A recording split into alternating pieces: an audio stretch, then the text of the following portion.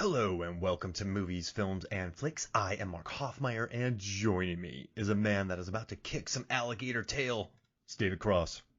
I'm going to kick it so hard, but I'm going to dodge that tail because it is very powerful and very fast. So a lot of like somersaults, a lot of diving, but then, one quick boot to the bum. That's what's going to happen. And then after that, I'll just see you flying 40 feet into the air into a cake. Yeah, through a plane, like glass pane, and then into a cake.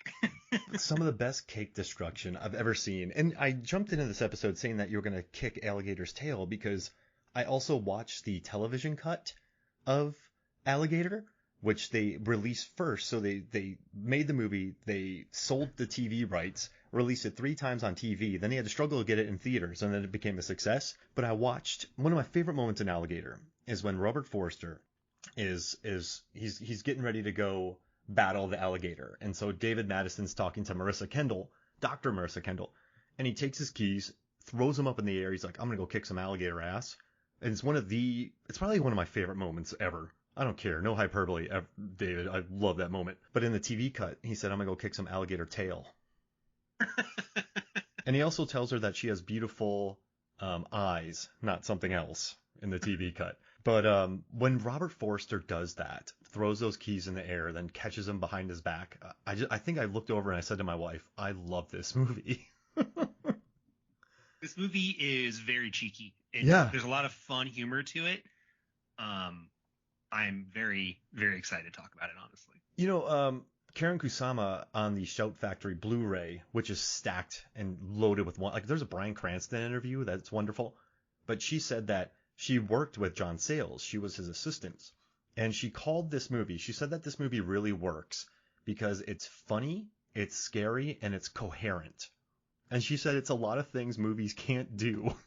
So this movie really is funny, scary. I wrote my notes, holy blank. Well, you know what? I said, holy shit, Megan, when that first alligator jump scare in the tunnel. But yeah, I yelled that. And it's coherent. It's a logical story that goes from A to B. The bad guys get their comeuppance. Really likable leads, very cheeky moments. And I'm so happy that you and I decided to do this series because I adore this movie. Yeah. I'd also add likable alligator. Yeah. With a tragic backstory. Yeah, it's not that. You know what's interesting too is the alligator in this story is very much so a tragic figure, but at least it kind of destroys its makers. It gets the dog killers. It gets the scientists.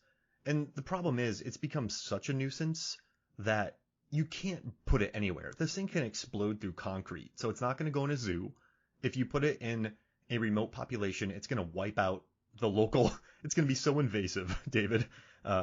So it kind of, for better or worse, it kind of had to blow up. But then showing us another alligator at the end makes you feel better. Like, it's handled really well. We're going to get Alligator 2, which we did 10 years later. And I bought that Blu-ray as well from Shout Factory. You did? Yeah. You're a brave man. I read the reviews and I was like, I'm not doing this. I've been on a monster tear because of our latest series. So I got Piranha, and then we have Grizzly. I bought Alligator 2. I got The Bean from Kino Lorber. I got Tentacles from Kino Lorber. And then I bought The Great Alligator by Sergio Martino from Kino Lorber as well. So I've been on like a 1980s, 1970s monster movie kick. Because, I would say for what, 2-3 years, David, you and I, we covered vampire, universal horror. We covered vampires and werewolves. That was my thing. You needed experts on vampires and werewolves. That's me. Yeah. Now it's experts on big monsters, I guess, big animals. So what led us to this new series? Like, what was it because of the Alligator Blu-ray or 4K that came out? Yeah, I do. I mean, I pitched the initial idea. I was like, hey, we should do something in July for Jaws. Jaws originally came out in July, and then it just, in typical MMF fashion, spiraled into, okay, we're just going to do a series on Jaws ripoffs. Yeah. Never the obvious thing. Always something to the left of that.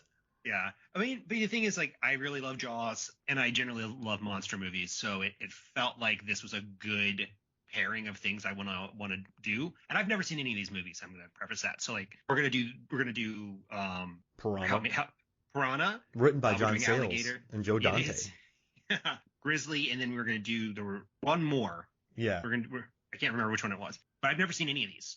So I felt like it's a combination of like I love monsters, I want to do a series, I love Jaws, and I want to watch movies I haven't seen before. So this is how we ended up here. I don't think I could do an episode on Jaws because it's my favorite movie. I have watched, I was working on a film set and I ducked out during the lunch, which I probably shouldn't have, and I ran to a Best Buy and I bought the new special edition, like the 35th anniversary, 40th anniversary Blu-ray. We were at this place called The Dump, like a large furniture store, and I just ran away from there to this Best Buy when I was in, let's see, not Buckhead. Yeah, Buckhead area. I sprinted to a Best Buy and bought it, and then sprinted back and made it just in time to get my Jaws Blu-ray when it came out. And I've read the book on it. I've just spent so much time with. I have the art of Jaws. I don't know if I could do an episode because I know so much about it. It would just be a mess for me, if that makes sense. It's also been dissected by everyone. Yeah. Right. Like what new things can we say about that? Like, I don't think I could say anything new. It has been talked about every which way. It's like the Fast and Furious of the 1970s, right? Like, there's a million things about it already. Yes, so much. And that's why I'm glad we're doing this, because I had never watched Alligator, but then we saw the new 4K coming out, and it got a lot of buzz. And what's crazy is, I don't always go by critical scores, but I went online and I looked at Rotten Tomatoes. Alligator's 83%. That's not something I could have predicted in my wildest dreams. Never. That's way higher than I thought it was going to be. And you know what, I did though? the same thing. I watch it now, and I know Ebert gave it a bad review because of the time when it came out. There's a lot of Jaws knockoffs, which I would argue that this is kind of a 50s knockoff as well as a Jaws knockoff because of the mutated creature.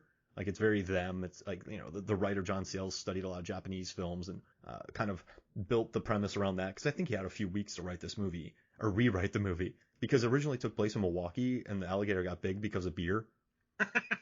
And then he said, well, the people in Milwaukee aren't big and they drink beer from the glass, so I don't know why the alligator would be bigger, which made me laugh. And we've also covered Crawl too, which makes me really happy. Which is another one of my favorite movies of recent memory. So it makes sense. We talk a lot of monsters.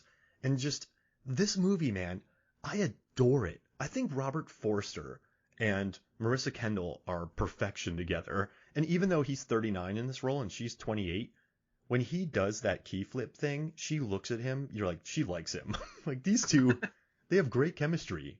Like, I love these two together. They're like a great pairing. And it's such like it's almost like a Tremors type movie to me, where it's just likable, like you said. It's just an enjoyable ride. It's just self-aware enough. Yeah. Right? Yeah. And so I'm glad you brought up that Roger Ebert review, because I read that literally right before we jumped on this. I think he doesn't get it.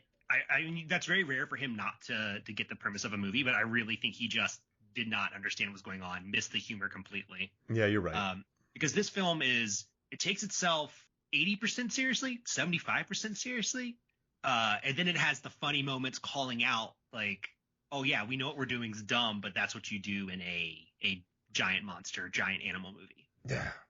It's a little self-aware. This is a monster movie made by good filmmakers, very and solid performers in this movie. I mean, this is like this could have been a direct to sci-fi film, or it could have taken itself way too seriously. Like like Shark Bait that I watched recently, the jet ski shark movie. It takes itself so seriously. So really? Yeah. Oh no, and I was gonna watch that today. Oh god. Oh sorry. I mean, I bought it. Who cares? I did an episode on it. But it yeah, you're right. It finds a way just to. I mean, the beginning of this movie features Robert Forster. He has a receding hairline around this time. And he decided that he didn't want audiences to watch it and call out his receding hairline, so he just had jokes about it throughout the movie. The pet store owner calls him out. His love interest, Marissa, calls him out. She like messes with his hair. At the end, she tells him he has a high forehead. Another guy tells him that he should do a comb over, but he did that on purpose so that people wouldn't call him out for it. It's a recurring gag about the lead actor in a movie's receding hairline. It's the strangest thing, but it gives the movie so much charm to it that I don't know, that's you don't see that very often, no, right? No. Right?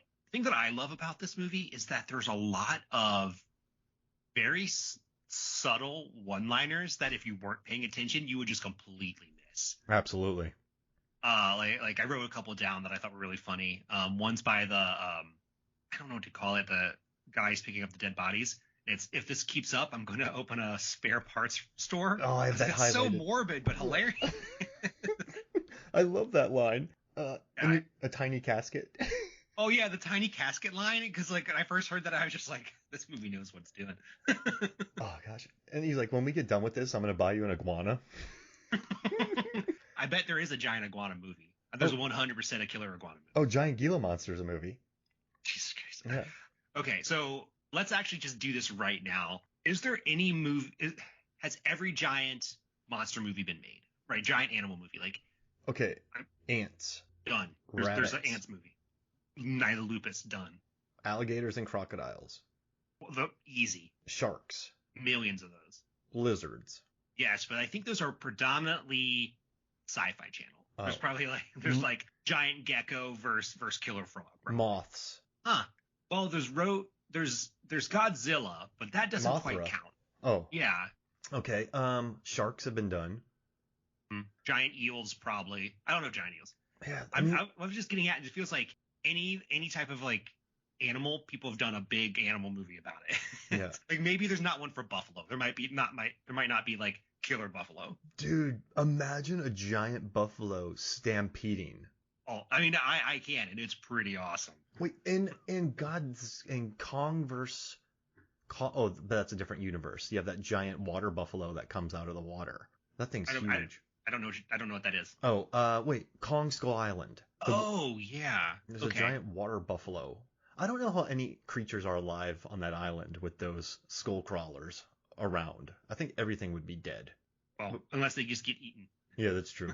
But yeah, no, what's good about this movie too is this is based on the urban legend about alligators in the sewers in New York. So you take an established, okay, I want to make a Jaws knockoff. Even the director and the editor, they contacted the editor of Jaws to figure out how to make cheap scares. Did you know that? Not at all. Yeah, so the director, he contacted Verna Fields, and he wanted to know how to rip off scenes from Jaws. And she helped him. She talked on the phone with him for 30 minutes on how to edit it to rip off scenes from Jaws. Which is unbelievable. That's funny. But good for her. She's so like confident, like, I'm good at what I do.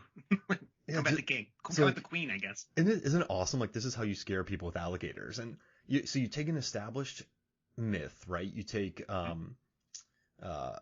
alligators in the sewers, and then you sort of do a Jaws knockoff. But that's how you should do it.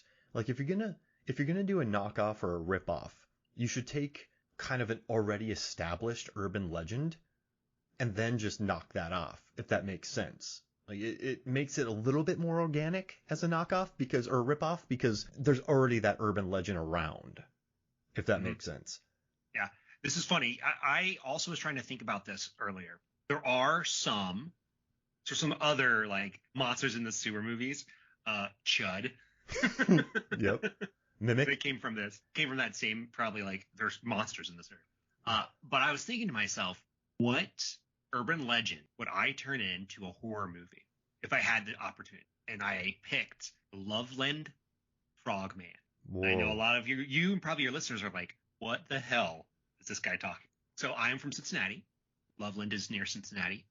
And there is a very small urban legend story about this is so delicate. I'm talking about it on your podcast about a frogman who is also a wizard, and it's just a frogman in a hat in Loveland. Oh my gosh! Yeah, make that movie. Yeah, I was like, I could make a horror movie about the frogman. That sounds pretty fun. Hell comes to Frogtown. Hell comes the frogs come to Loveland. Oh gosh, yeah, make that movie. Yeah, at first I was thinking Skunk Ape because you and I we got our masters together at Florida State. Did you ever see Jimmy Avery's documentary about the like skunk ape in Florida and the guys who hunt it? I did, but it's been a decade. It's one of the funniest things I've ever seen. So I was thinking that, but then Max Brooks came up with a book called De-Evolution about, like, there's a Mount St. Helena erupts and it displaces a bunch of Bigfoot who find a remote, like, really rich person, like, eco-friendly place, and the Bigfoot attack it, and it's like this gigantic battle between humans and Bigfoot, and it's like really bloody and gory. So I mean, I guess Bigfoot's a legend, right? So I would want to see de-evolution made into a movie. Okay. Yeah, that's a good one. But I want your That'd movie be really first. funny. I would watch your movie first. I mean, it would be weird. That's the one I want. Any frogs and hats, like, and who's a wizard? Yeah, I will, Mark. I'm going to send you the story. I'm going to find the Wikipedia page and send it to you just so you can read it. Yeah, I think what makes a really good urban legend, or like urban legend casting here, that you can then turn into a movie, is it has to be a little bit scary, right? So like, you know, kind of a scary animal. Alligators and crocodiles are scary. Like a giant rat could be really scary. Oh yeah. Actually, that's probably a pretty good one. Like, imagine a movie that takes place in New York City where there's just a giant rat running around. I'm into that. Yeah, I mean that could happen. Giant rats, because there is giant rat. They're already like 17 pounds. Do you? So like, I love Crawl and I love this movie, and they actually get the gators probably from like they get them by the coast. But I grew up with alligators in Florida. Like I didn't live next to them. Like we weren't buddies at a coffee shop. But gators for me weren't ever scary, I guess, because you know how to be safe of them. You know how to stay away from them. When you see them, like I've canoed over gators before, like kayak, like next to gators. I've spent a ton of time, like one time, I swear to you, man, the biggest alligator I've ever seen in my life went underneath my canoe, and you're just like, hey, it's a gator. I was more scared of water moccasins, actually. I almost jumped on one time in a spring, which would have been a nightmare, but I guess I was never scared of them. But a lot of people who don't live near gators, are they something scary? Like when you were in Ohio, and you're back in Ohio. They're terrifying. The first time I saw a gator in Florida, I was like, what is this? I do not want to go near this. Like, yeah, they're horrible. They're prehistoric dinosaurs with chompy, sharp teeth that can run fast on land and swim fast. Like, get them away from me. So you and I kind of have different viewpoints of them, huh? Or we're like, yeah, they're terrifying. I've always respected gators. I've always had a healthy respect to stay away from them, but it's more of just that, a healthy respect, not a fear, if that makes sense. Well, I think what's going to happen here is like we're going to do grizzly next, and we're going to inverse, right? Yeah. Because like that's sort of those are sort of the animals I'm used to, like more of like bears, wolves, Midwest predators is what I'm going to call them, big cats. Like not that I would go near them, right? I wouldn't go near them, but it's like, oh, I'm not going to freak out if I see one. Mm-hmm. Freak out if I see a gator, though. Piranha, when we get to that, that's what gives me nightmares. That's what keeps me up at night. Those things are horrifying. But yeah, like, I mean, I just think this movie takes an established...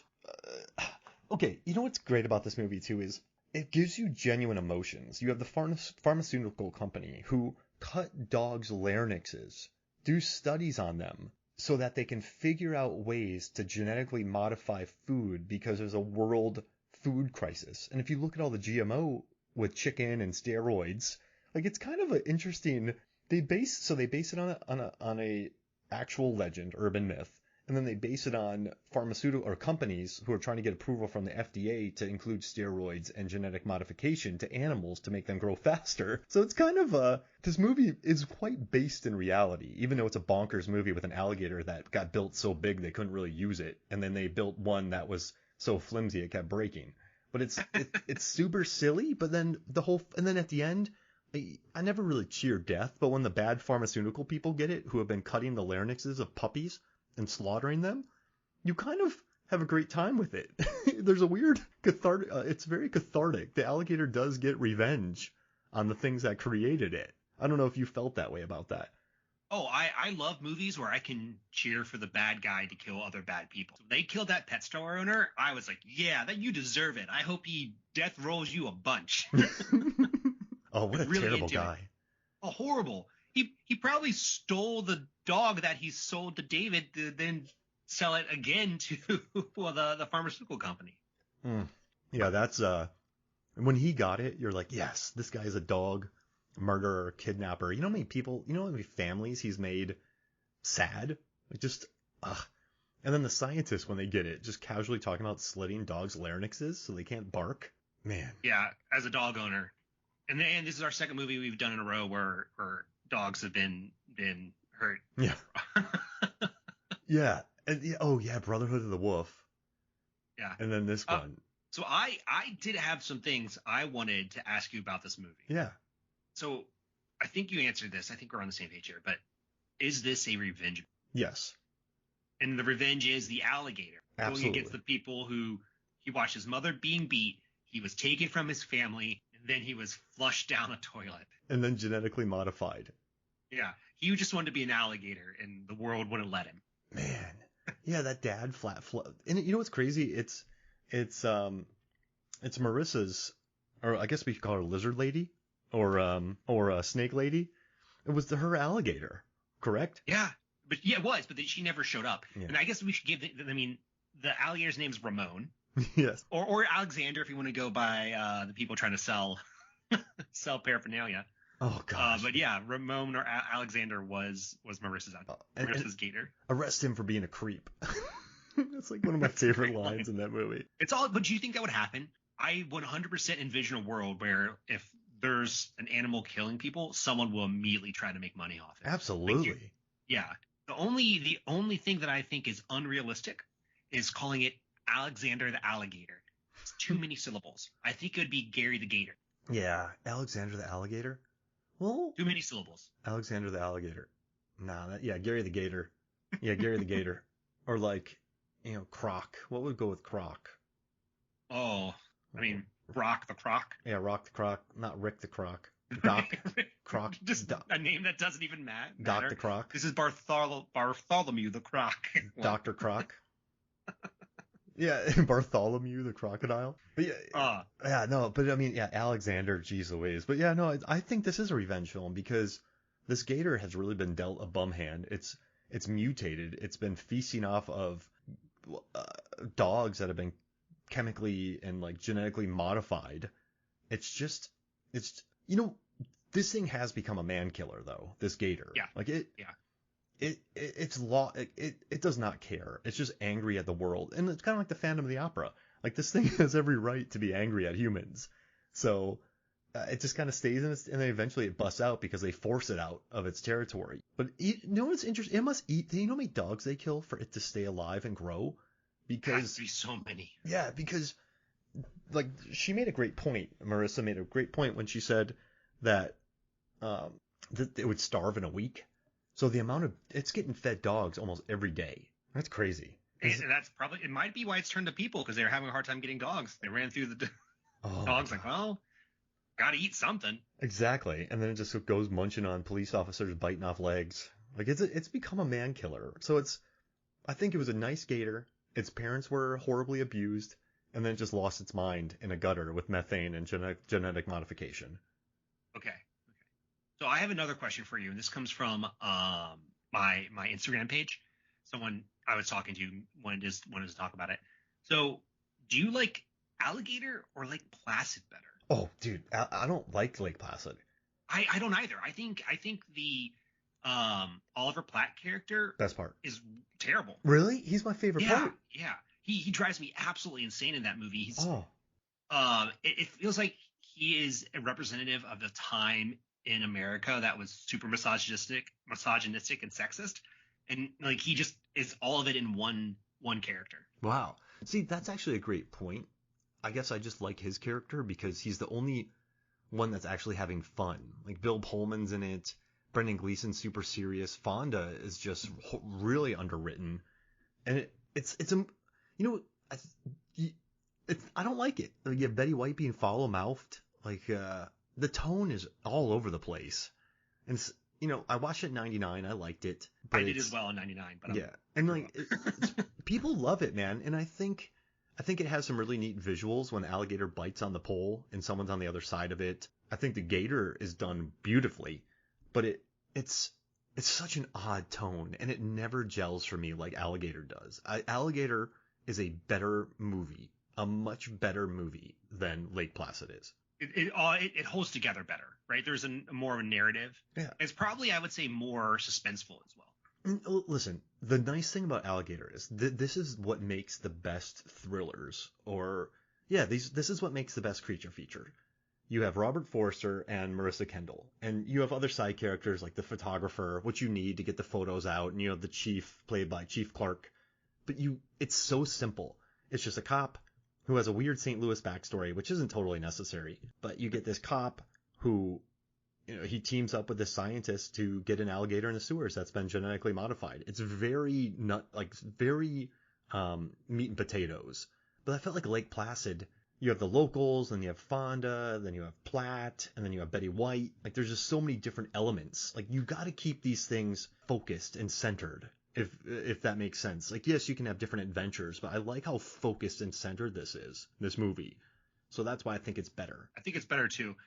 This is going to be a harder question. How does this compare to Crawl? Almost impossible. Like I think I might like Crawl better, but it's minuscule. These are still two very good movies. You know what? That's probably the hardest question I've ever had to answer in my life, because I absolutely love Alligator. Like, I think Kaya and Barry Pepper are great in Crawl, but Robert Forster's performance in this movie, he's like one of my most likable performances, I think. And like, I love the relationship between him and Robin Riker and Forster are great together. I love just the cheekiness of it. Like, it's not a submarine when they're talking about blowing up the gator. And, oh man, jeez Louise. But then Crawl, with the bathroom fight and the overhead shots. You know what? They're so different. But I guess I have to pick one, right? Oh man, this sucks. Well, we don't necessarily have to pick one.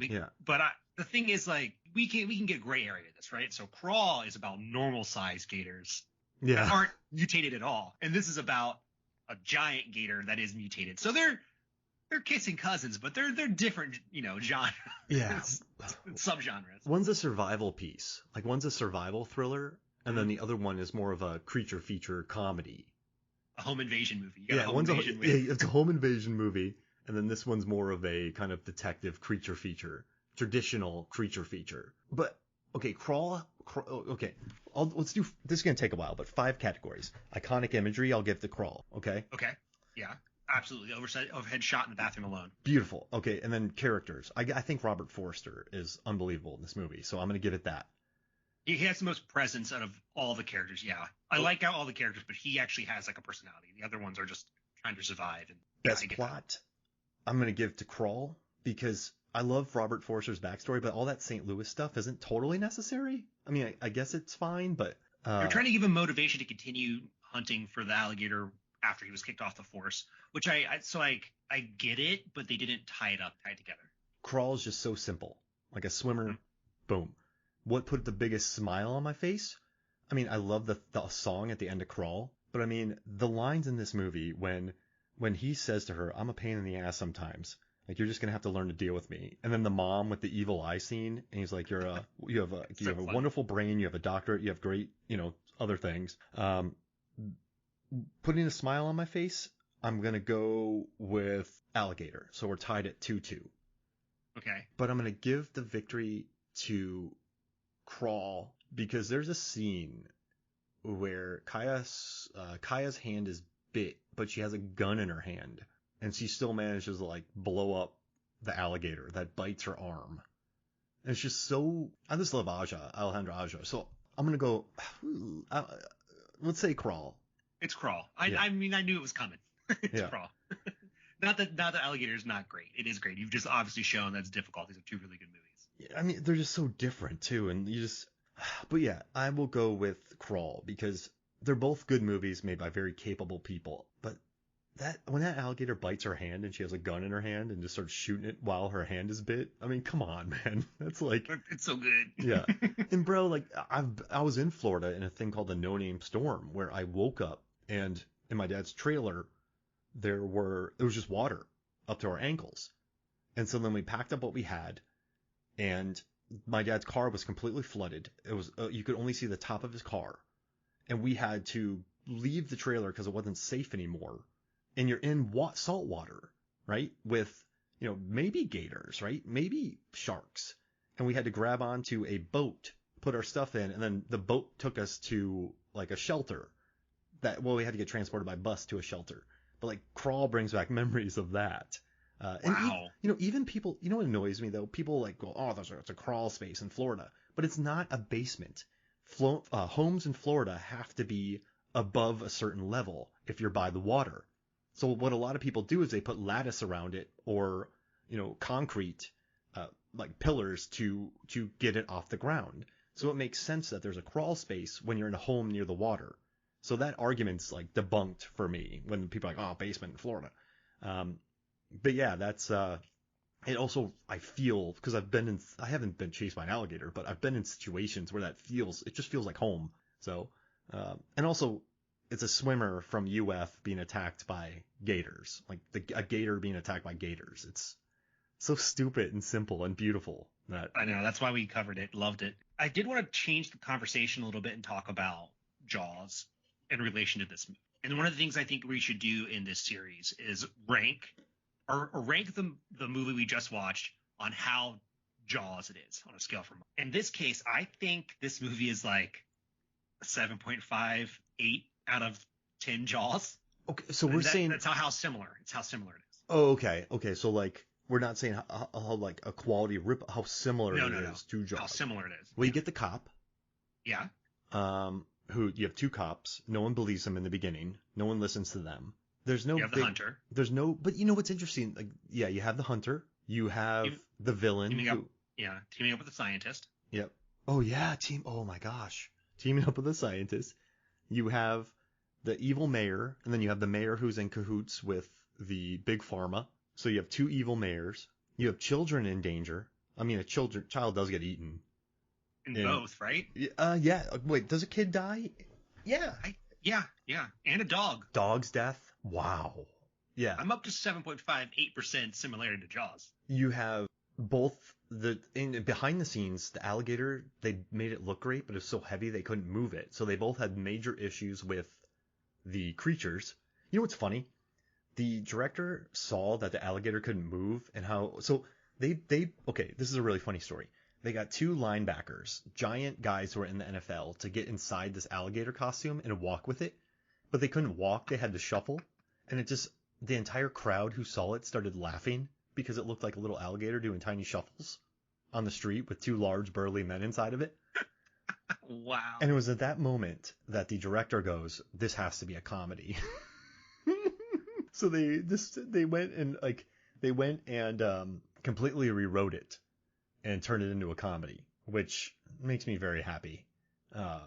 And Jaws has funny moments, but it's not a comedy. No, that's a differentiator. I guess the one thing is they both had problems behind the scenes, so then you kind of, they're similar in that regard. But yeah, it's not a comedy. I mean, both of the creatures explode. Jaws explodes, and so does Ramon. They basically rip off the Jaws theme at one point. Yep. Oh man, so bad. And the iconic someone swimming in water scene. Yep. And there's water. There's just water. And they find body parts. Remember in Jaws, they find the head, correct? Yeah. So then they find body parts. Is there like a pain in the butt photographer in Jaws? There is one in the second one, but I don't know when the second one came out. Okay. So, yeah, you know what? I'm going to give it an 8 because, I mean, there's so many similar plot moments. So, yeah, definitely an 8. Yeah, 8 Jaws out of Jaws. 8 Jaws. Teeth out of Jaws. Now, can we do the Jaws ripoff scale about, like, is it a worthy ripoff of Jaws or is it a shameless ripoff? So, like, 10 is worthy ripoff. 1 is shameless ripoff. Where would it fall 1 through 10? I think this is, again, it's like 8, or maybe higher. It might be a 9. This is definitely a worthy. Problem is that Jaws is iconic. Mm-hmm. So like 8 is probably the highest any of these ripoffs are going to get. Yeah, because I mean there have been movies that have like look at Alien. You know how many elements Alien ripped off, but it's still a 10 movie. So it ripped off. If you watch Memories of Alien, you will see. I think it's on Paramount or Peacock. You can see just how much that movie ripped off other movies. The Thing? Yeah. Like, so if you see it, you'll know. So it rips off movies, but it's still a 10 movie. So Crocodile didn't want to be Alien, but it still didn't leave an impact in society. So yeah, let's give it an 8. Yeah, I think so too. It's definitely, I think we started on a really high one. I'm a little nervous for like Piranha, which is also written by the same person. And Joe Dante directed, man. Joe Dante, Inner Space, Gremlins. He's a beast. Yeah, so we'll see with that one. I have no like understanding of what Deep Star 6 and Grizzly. Like those are just outside of my knowledge. But it was a good one to start with. Yeah, I mean, we started on a high, I mean, listen, this movie's unbelievable. There's cops with rocket launchers, right? Who are just showing up to blow up an alligator. There's also Robert Forster's outfits. Like he's in this shirt, in this thing, he has a pink Henley V-neck, and then later on he's wearing another pink shirt. Like it's some really interesting 1980s outfits. And then I love the dialogue. There's a scene where when Marissa comes back to David's apartment. And she's like, when I met you, I knew you were a guy who would have an apartment like this. Like, it's so good. It's so good. And I love that he comes back to apologize to her. And she's like, you want to go look at my rock collection? Like, it's a wonderful dialogue. Those two are so good together. She said that her and Robert just hung out a lot and sat and smoked weed. She said he wasn't doing it while acting, but she said the two of them just sort of hung out. Robert Forster, 12 days before this movie started, he had spinal meningitis and he was in the hospital for a month. And then when he got out, 12 days later, he started making this movie and he lost a ton of weight. And so you have a star who was in the hospital for a month and had 12 days to prep for this movie to make it. I had viral meningitis when I was little, and let me tell you, it is no joke. It Really? is. Yeah. So it's slightly different, obviously, but it is no joke. I was sick in the hospital for like 4 days. It's impressive that he did that. He's a beast. And also, they shot this movie in 25 days. That's all? Yeah. And I was thinking about it. So obviously I was thinking about it in my head. Like, where else would you think about this movie? Like, I'm not Doctor Strange. I don't astral project. But that's a big schedule, man. That's quite gnarly. And Bryan Cranston helped stuff the alligator full of Karo syrup and foam chunks. So Bryan Cranston was a PA on this movie, and he was a runner, and he hated it. So then they're like, hey, we need a special effects PA. He's like, I'll do it. So then it was his job to fill up that alligator that exploded with Karo and foam chunks. So when it exploded, that was him. Good for him. Yeah. And then they tie back into Breaking Bad. Oh, yeah. Because Robert Forster. Yeah, he's at the end of Breaking Bad. Did you hear the story that Bryan Cranston told about being with Robert Forster? No. Oh, so, and I really related to this because I worked on a bunch of film sets, and sometimes I was with first team, so you're responsible for dealing with the actors, but I was never comfortable with it because on some sets you just couldn't speak to the actors. Like, it was very haughty. Like, the industry needs a change. So then when they were friendly actors, David, like, you don't know what to do. There are some actors that were really nice to me, and I just went, buh. I didn't know how to react because I was so used to cranky people. But Bryan Cranston was sitting in a van. You just wait on you park your car and you take a van to set. Forster jumps in and Forster's like, "Hey man, how you doing? Like I'm Forster. Like nice to meet you." And Cranston's like, "Hi, I'm this." And he's like, "Well, what do you do?" He's like, "I'm a PA." He's like, "Well, what unit?" He's like, "Well, I do special effects. I'm loading the alligator with chunks." And Forster was just going, "That's awesome. Like you loading it? Like that's cool." And so Cranston said that he was just so present and interested in what Cranston was doing that it was really a big motivator for Bryan Cranston to keep acting. And years later, when Forster popped up on Breaking Bad, Cranston was like, "Hey, do you remember when we talked on Alligator?" And Forster goes, "No." But he said he's just the nicest dude, and he was so stoked to be on Breaking Bad. But the story he tells on the Shout Factory Blu-ray just put a huge smile on my face, hearing him tell it. And it was so cool that Cranston showed up to do it. But yeah, that was awesome. That was a neat story that he told about working on this film. But I don't know, it's another cool thing. There's just so much to like about it, though. I mean, the key scene. Have you ever seen a moment like that in a movie where he throws keys in the air, catches it? Just does something weird to do something weird on camera. Yeah. It has a little bit of this vibe with Treat Williams. And he has to fight the monster on the ghost ship, or the monster on the ship. Oh, Treat Williams has to. Deep Rising. Deep Rising. This movie has a little bit of Deep Rising in it. It's that mix of horror, a little bit of comedy, a little bit of action. It's like, I'm gonna say it's like a prototypical like mummy movie. Yeah. No. I absolutely, I 100% believe that. And there's a lot of stuff. There's a lot of lines that come back later on too that are really funny. When the guy tries to blow up the police station, which brings in the clock and the dynamite, or brings in the clock conveniently, which is used later on to blow up the alligator. But when they capture the guy and he's just listening to music, he tells the cop who has all the paperwork, remember he was throwing the paper airplane, he's like, "Hey, with all your paperwork, come write him up." Like, that's a bit that comes back 5 minutes later. Like there's really snappy writing on this, but you're right though. I mean, when they were making this film, when Lewis Teague was directing the scenes where people were being jettisoned into the air by a alligator tail and fly into cake, so hard. like you knew that was funny. Like that's not, and that's what Deep Rising is. Like they knew moments were funny. This wasn't just people are like, oh, it's so cheesy. No, they meant to have fun. This wasn't an accident. Can we talk a little bit about the screenwriter? Yeah, let's do it. So I did some basic research on him. Nothing too deep. What I really like about him is that, one, he's a MacArthur Fellow. Kind of amazing. Wow. But he wrote genre work so he could make money to film his own, like, quote, more serious stuff, which I think is pretty cool. Yeah. So, like, some of the genre work, he did Battle Beyond the Stars. I think that's really cool. And he did The Howling, which I also think is pretty cool. Great movie. Yeah, so I was gonna look up some more of the things he's done, just because, like, I generally lean more genre. Like Piranha. Yeah, Piranha. That's one of the ones. I just haven't seen it. Like I know that's one that everyone's like, you should see Piranha. That's why it's on this list. That's why we're gonna do it. I mean, he wrote Lone Star. Yeah, and then like Return of the Secaucus 7. That was like his first major one. But yeah, like legit, it's an interesting choice to someone who straddles the line of both literary and genre. Yeah, I mean, he also wrote 8 Men Out. Like this is a guy who. But you know what I love too is what's nice about him is he took it seriously writing these scripts. Like when he talked about writing it, he said, okay, so the way these movies start are these animals attack somewhere on the fringes and then they make their way into the city. So he just had a basic structure. He rewrote it. He made it likable. Like they told him what they wanted. They're like, hey, we want a Jaws knockoff. So he just went and wrote the best Jaws knockoff in 3 weeks, but he took it seriously, which is nice because you feel like a lot of these sci-fi movies, they just don't take it seriously. They're just don't like, understand it. Yeah, they're like, it's schlock. They want to get it done as fast as possible to cash in.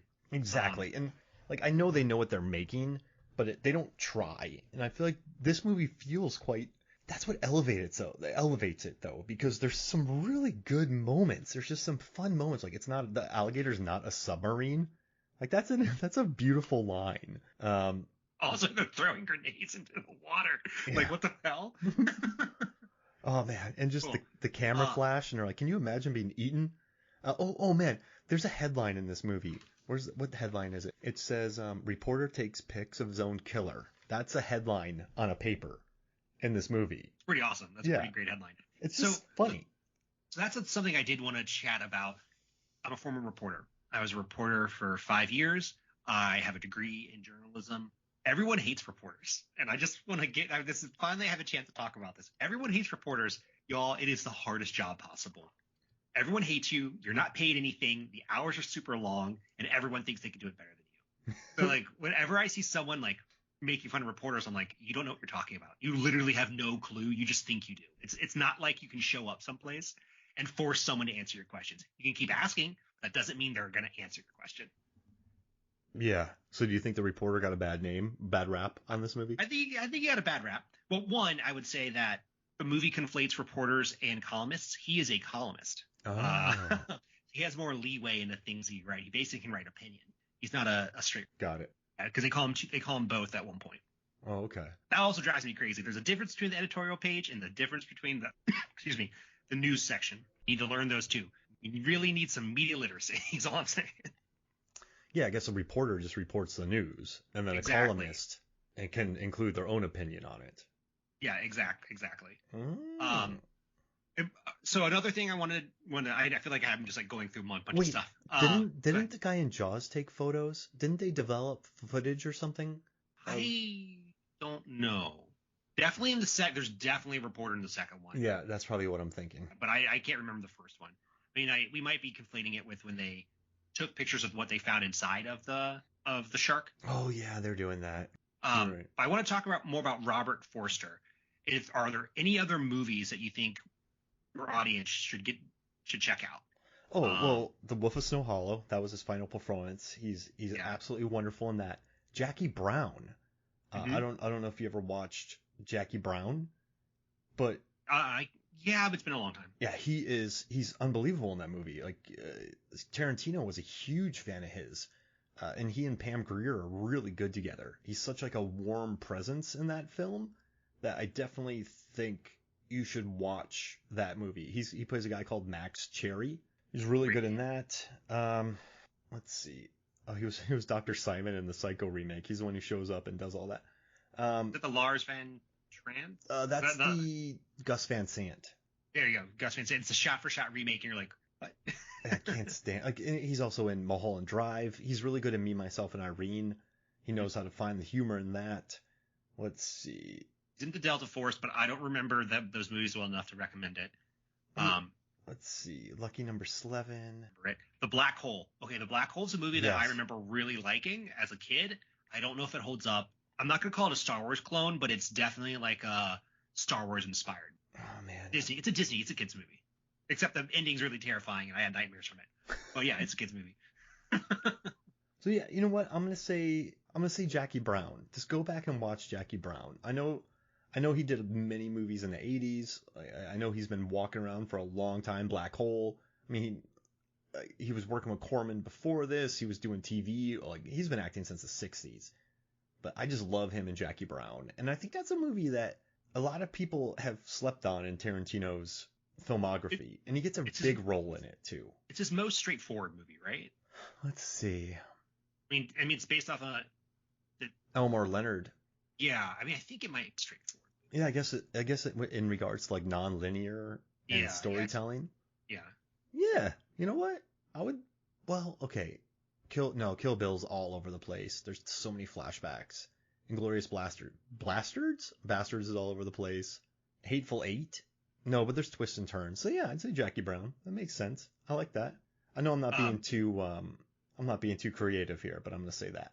Do you want to do your five favorite things? Oh yeah. Okay. You want to start? Yeah, I'm gonna do an honorable mention first. And I know this is not gonna be picked by either of them. It is one of my favorite tropes in any city.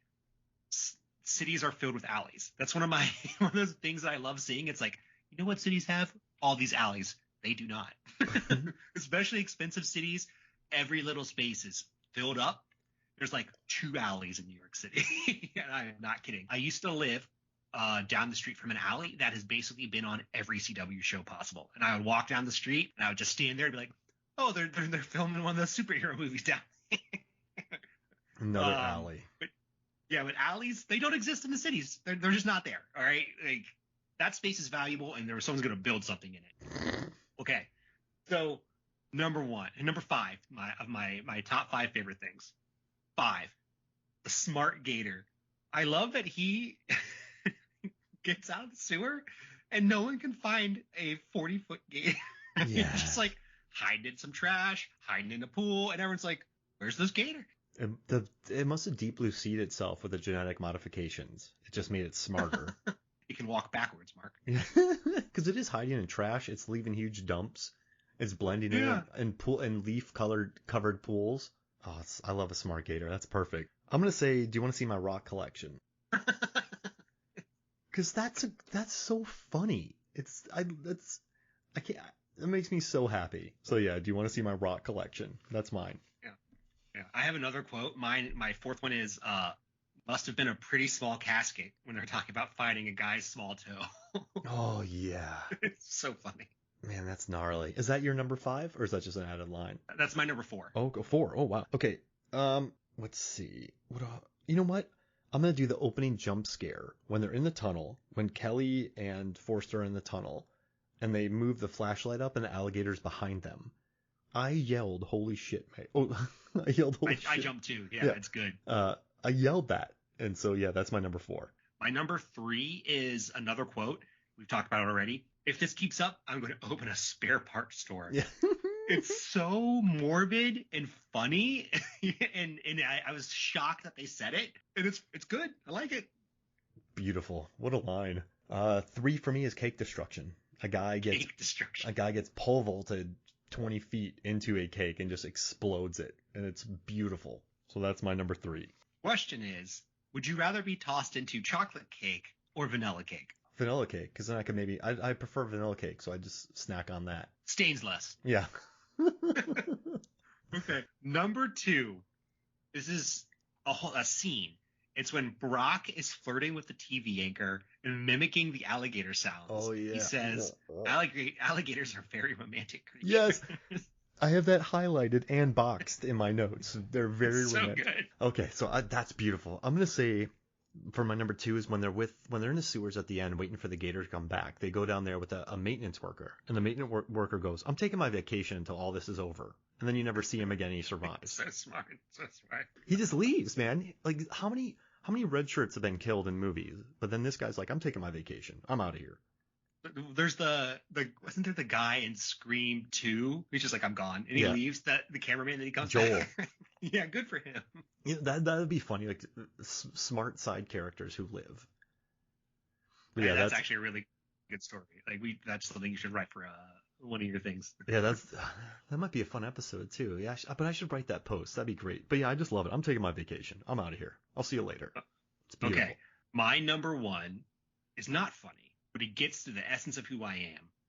That's the pet store owner getting eaten by the alligator because I want my dog revenge. Yes.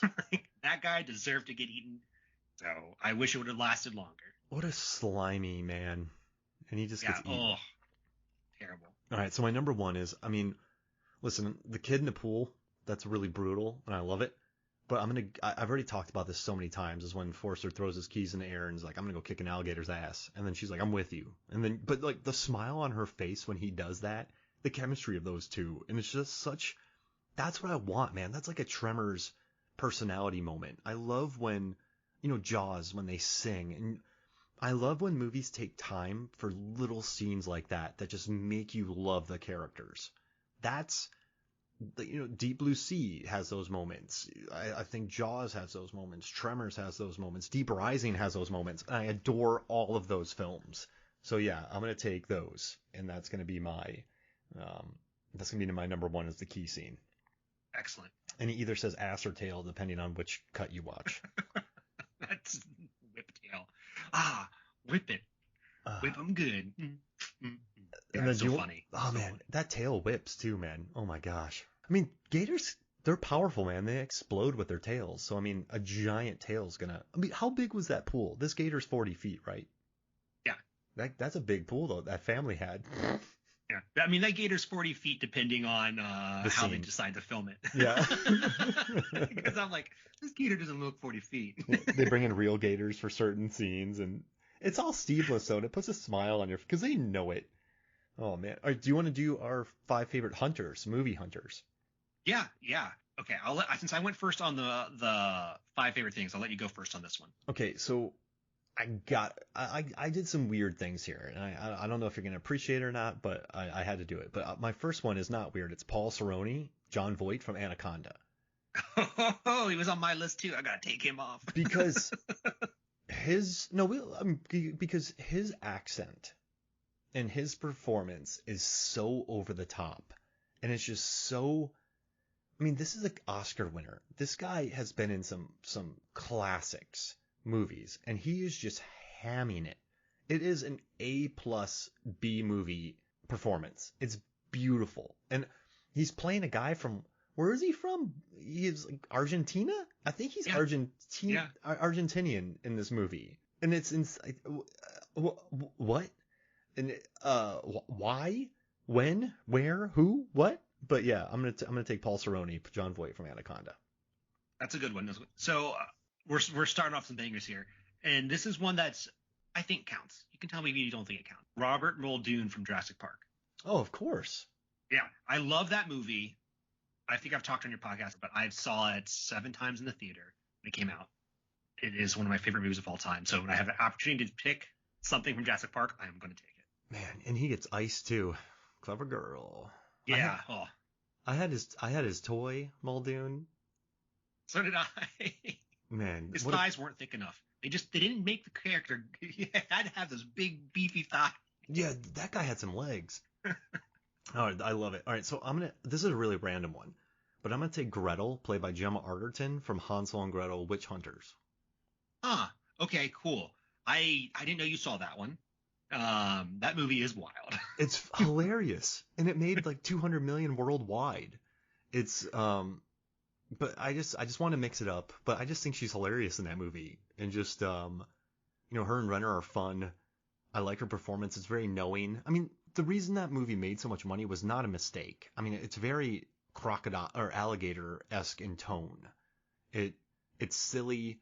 It has good production value, great makeup, and so I just want to add it someone different. So I'm going to put Gretel, played by Gemma Arterton, on the list. I saw that movie in the theater, and it was one of my favorite movie-going experiences ever because the audience was yelling at the screen. So like 20 minutes in, people were like, it was like people making fun of it and having a great time. And one of the weirdest lines someone said was, "That girl has a pancake butt," and that's it. I was like, no context. I was like, what is happening in this theater? Well, to be fair, I remember Megan and I went and watched this, and we loved it, but there's so many gratuitous shots of Gemma Arterton. That's not why I'm including it, but we both started laughing about it because they just threw in so many. They're like, when you land like this. When you stand like this. And it's just, you could play a drinking game, and don't do it because that's odd. But we just... You'll be drunk too fast. Yeah, I remember us just laughing about it because we're like, what is happening? But it's like it's a fun, knowing, cheeky, good time movie. So yeah, that's my pick. Okay. So when I think of hunters, this is my number 2 pick.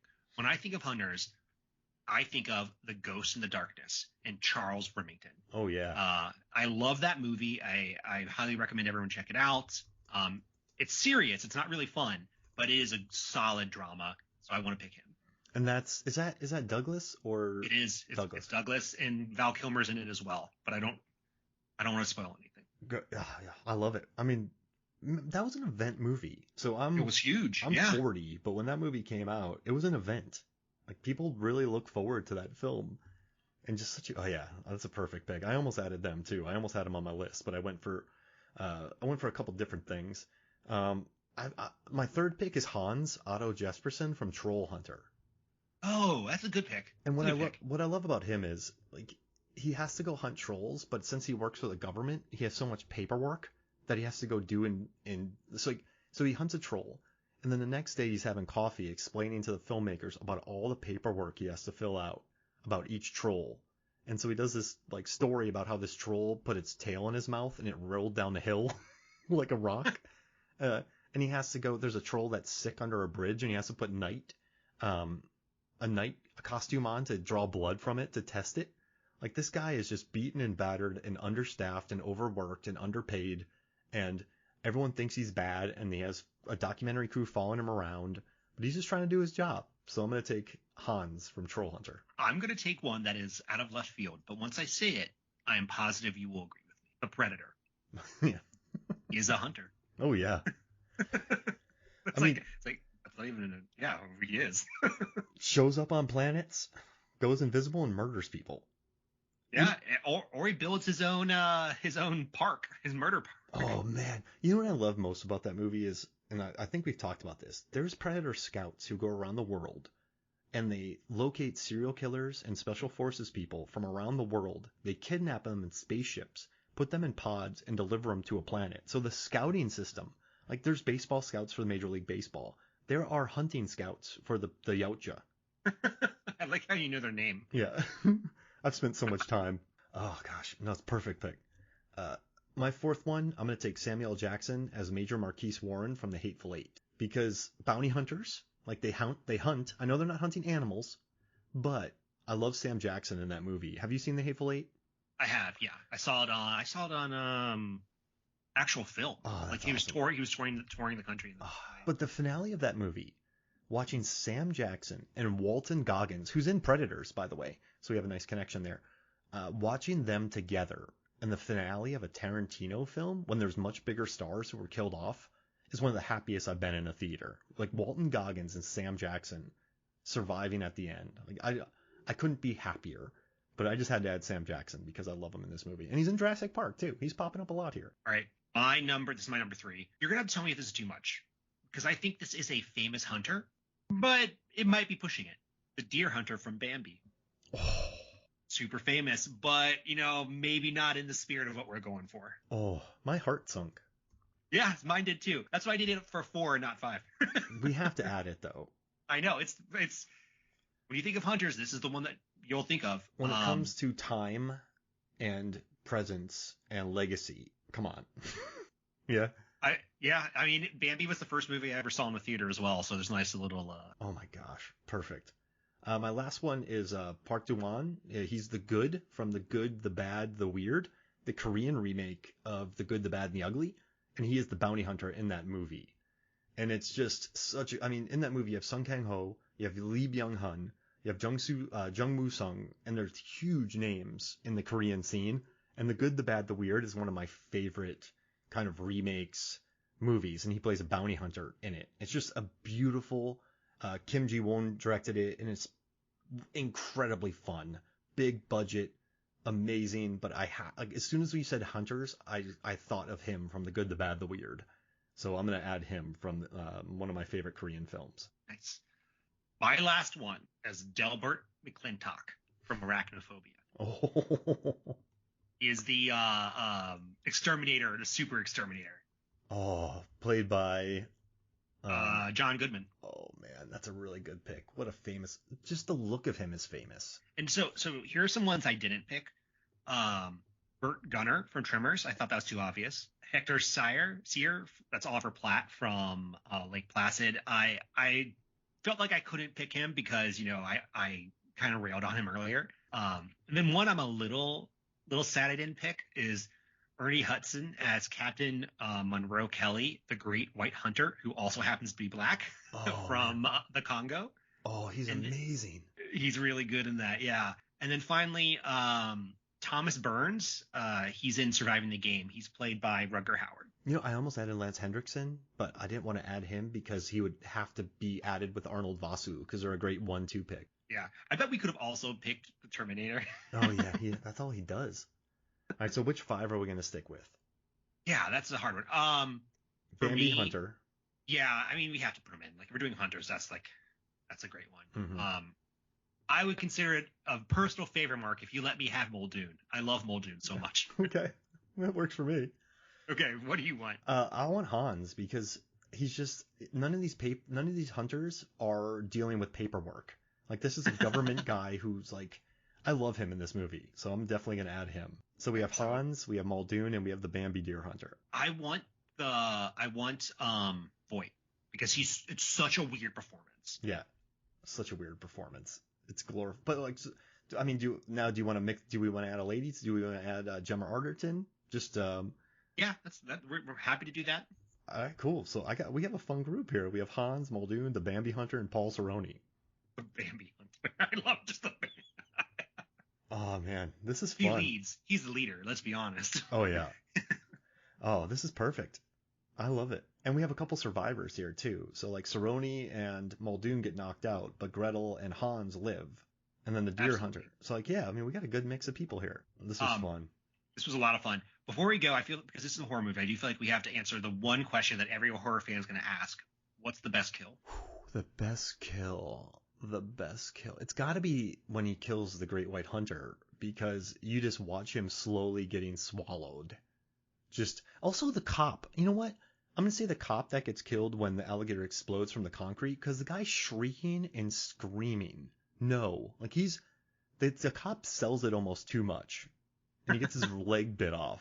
So I'm going to go with that one because it's almost too serious for the movie. You like, I remember one time in The Rock, Michael Bay was making a movie and he said that the guy that Ed Harris was going to kill was just overacting way too much. Like he was crying and screaming. They're like, please stop, man. Like this is too much. So I'm going to say the cop. What about you? You're too good. Yeah. I'm going to go with Brock. I think Brock's is the best. I went back and forth between Brock and Kelly, and Kelly's the young cop. Brock's is funnier. But what I like about Kelly's is that you don't see movies where cops run away very often. And so that kind of just stuck with me. And I was like, oh, these are two guys who are actually terrified. And, Kelly's the one who bits it. Yeah, that was bad. That was brutal. Yeah. Okay, we didn't talk about this. This is a tangent. Kelly has chewing tobacco in his mouth while walking through the sewers. That is disgusting. Yeah, that's gross. And not just like anything in your mouth in the sewers is disgusting. He could have fit up there with Forster, couldn't he have? Probably. He could have fit on that door just like Rose or Jack could have. No, yeah, I'm gonna say that I like it. There's some good kills in this movie. They're quite satisfying. Yeah, and then the one that I think is my favorite, it's not a kill, that's why it's not I didn't mark it, is when the cop gets both his legs chewed off. Oh yeah. You don't see him die, so I'm like, well, it can't be a kill. That's just gore. Yeah, that was nuts in the water. And the cops' reactions to it, the extras playing the cops, they reacted to it. They're like, "Holy crap!" Or I guess I could say also the guy who ramps the alligator and then blows up because of the grenades. Oh yeah. Oh man, those cops were terrible. By the way, they were not good at their jobs. Just follow it. Go into the sewer with pots and pans. Yeah, ding ding. Oh man, what a beautiful movie. Well, thank you.